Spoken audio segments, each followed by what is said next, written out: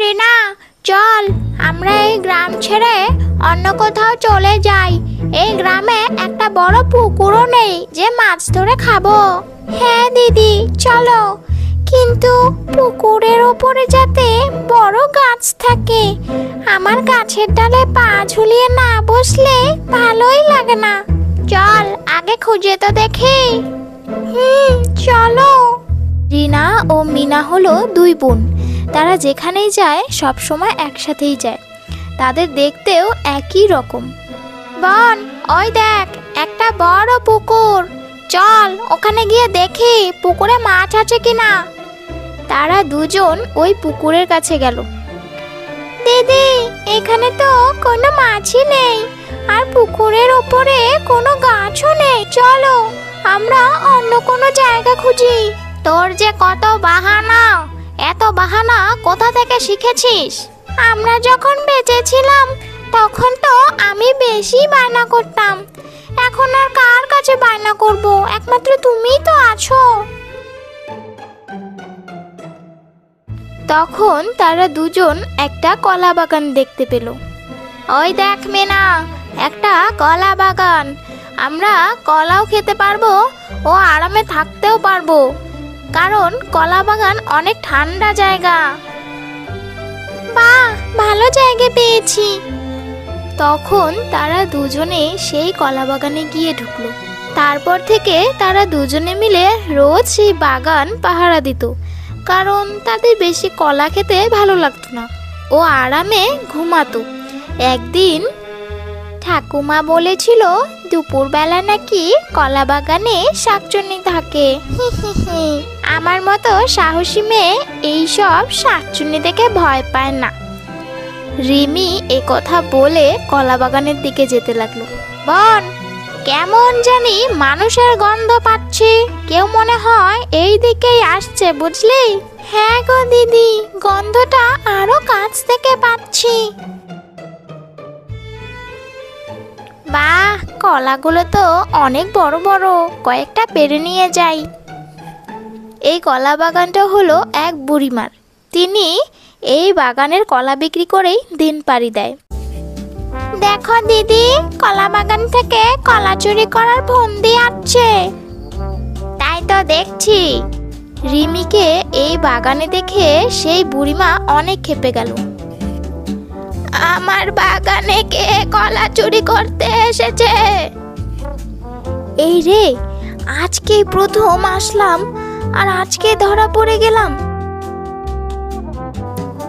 এই মেয়ে, কে তুই? আমার দিকে তাকিয়ে আছিস যে? লজ্জা করে না? চুরি করতে এসেছিস যে?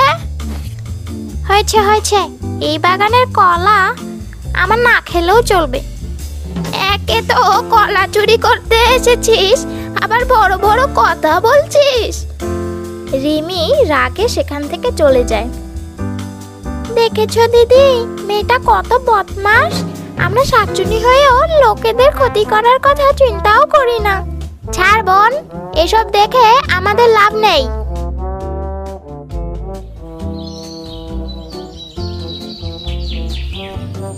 তার পরের দিন মিনা ও রিনা দুজনে মিলে গল্প করছিল। তখনই সেই বুড়িমা এসে তাদেরকে দেখে ফেলে। এ কি, আমার কলা বাগানে শাকচুন্নি, এদের তাড়াবো কি করে? বুড়িমা মনে মনে একটা ফন্দি আঁটলো। আমার বাগানের কলা চুরি করে খেতে লজ্জা করে না, নির্লজ্জ শাকচুন্নি? না গো, আমরা তো এখানে থাকি, তোমার বাগানের কলা আমরা একটাও খাই না। সেদিনও রিমি সেই বাগানে এসেছিল। এসে দেখে বুড়িমা দুটো শাকচুন্নিকে বকা দিচ্ছে। সেদিন আমাকে চোর বলে অপমান করেছিল, আজকে সব দোষ এই শাকচুন্নিদের ওপর ঢালবো। বুড়িমা, বুড়িমা, সেদিন আমি তোমার কলা বাগানে চুরি করতে এসেছিলাম। এই শাকচুন্নি আমাকে ভর করেছিল, তাই তো তোমার মুখের ওপর বড় বড় কথাও বলে ফেলেছিলাম। তবে রে, এই শাকচুন্নিদের কি করতে হবে এটা আমার খুব ভালো করেই জানা আছে। কথা বলার সাথে সাথে বুড়িমা দুই শাকচুন্নিকে বড় একটা কলা গাছের সাথে বেঁধে ফেলল।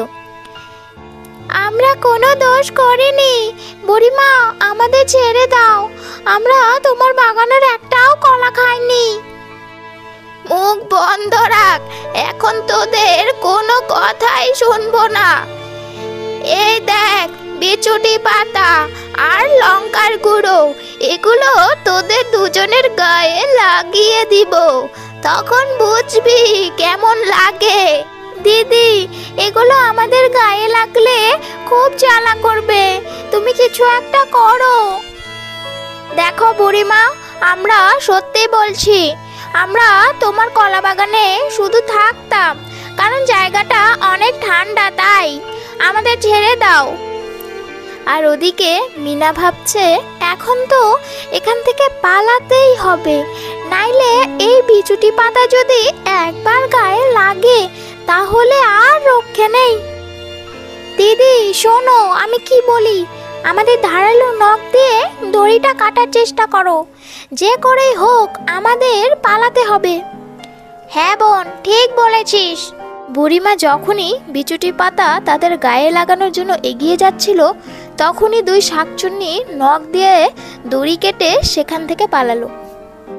এই এই পালালো রে, এই পালিয়ে যাচ্ছিস কোথায়? সাহস থাকে তো সামনে আয়, আজকে জোর বাঁচান বেঁচে গেছি। হ্যাঁ বোন, কিন্তু ওই রিমির জন্য আমরা বিপদে পড়েছি, ওই রিমিকে তো আমি ছাড়বো না, ওর ঘাড় আমি মোটকে কাঁচা চিবিয়ে চিবিয়ে খেয়ে ফেলবো, শয়তান মেয়ে একটা। সেই গ্রামেই ফাঁকা এক রাস্তার ধারেই ছিল এক বিশাল শিমুল গাছ। রিনা ও মিনা তখন সেখানেই থাকতো। কিছুদিন পর রিমি সেই রাস্তা দিয়ে তার মামার বাড়ি যাচ্ছিল। আজকে কতদিন পর মামার বাড়ি যাচ্ছি, অনেক আনন্দ লাগছে। ও দিদি, কেমন জানি মানুষের গন্ধ পাচ্ছি। হ্যাঁ বোন, আমিও তো পাচ্ছি, হয়তো এই রাস্তা দিয়ে কেউ আসছে। রিনা রাস্তার দিকে তাকিয়ে দেখে রিমি আসছে। দেখ বোন, রিমি আসছে, আজকে তো ওর কপালে দুঃখ আছে। রিমি সেই শিমুল গাছের নিচে আসতেই উপর থেকে এক খাঁচা শাকচুনি জাদু করে নিচের দিকে নামিয়ে রিমিকে তার মধ্যে আটকে দিল। এ কি, আমাকে ছেড়ে দাও, আমাকে কেন এভাবে আটকে রেখেছো? তুই সেদিন বিনা অপরাধে আমাদের দোষী প্রমাণ করেছিস, তোকে কি ছেড়ে দেব ভেবেছিস? দিদি, তুমি ওর ঘাড়টা মটকে দাও, তখন বাঁকা ঘাড় নিয়ে সারা জীবন কাটাক, কেমন লাগে তখন বুঝবে। না, এমনটা করো না। রিনা তখন রিমির ঘাড়টা মটকে দেয়। এবার দেখ বাঁকা ঘাড় নিয়ে চলতে কেমন লাগে। বাহ বাহ, বেশ হয়েছে। যে বিনা কারণে কাউকে দোষী বানায় তাকে কোনোদিন ছেড়ে দিতে নেই, নাইলে সে একই ভুল বারবার করতেই থাকে।